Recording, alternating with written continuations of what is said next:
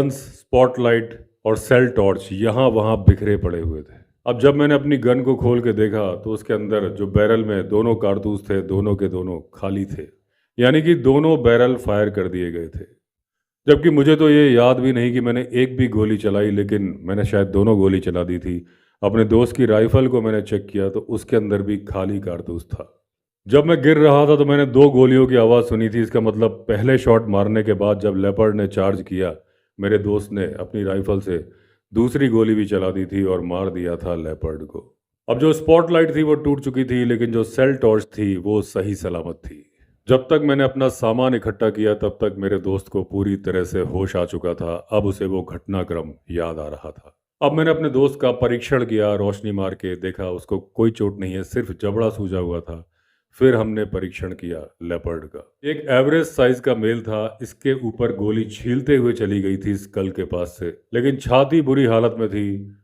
करीब करीब चिथड़े उड़ गए थे। लेकिन मेरे दोस्त ने घटनाक्रम सुनाया। दोस्त ने बताया कि जैसे ही मैंने पहली गोली चलाई, मैन ईटर ने चार्ज किया। यहाँ तक तो मुझे भी याद था। उसके बाद मेरा दोस्त बोला कि उसने दूसरी गोली चैम्बर में डाली। उसको इतना टाइम मिला नहीं कि वो राइफल को अपने कंधे से लगा सके, तो उसने ऐसे ही गोली चला दी।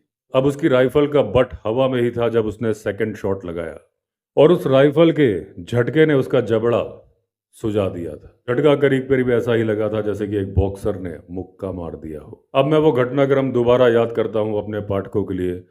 तो जब लेपर्ड का चेहरा टिल्टेड था, जब मेरे दोस्त ने गोली चलाई, वो गोली उसको छीलते हुए निकल गई उसके सिर को। अब हल्का सा झटका लगा था, गोली की आवाज़ आई थी, तो मैन ईटर ने चार्ज कर दिया हमारी तरफ। 12 बोर की शॉटगन मेरी थाइस पे थी, लेकिन मेरे हाथ में स्पॉटलाइट भी थी, तो मैं इमीडिएटली कुछ कर नहीं पाया। तो हुआ ये था, मेरे गन के ट्रिगर पर मेरी उंगली थी। जब मैन ईटर ने छलांग लगाई तो मेरी राइफल की नली से वो टकराया, मेरे दोनों ट्रिगर अपने हाथ से दब गए। इसीलिए उसकी छाती के चिथड़े उड़ गए। यानी कि मैन ईटर ने अपने आप को खुद ही गोली मार ली थी। गन मेरी थी। हम लोग मौत के मुंह से वापस आए थे मात्र हमारे दोस्त के दुस्साहस की वजह से।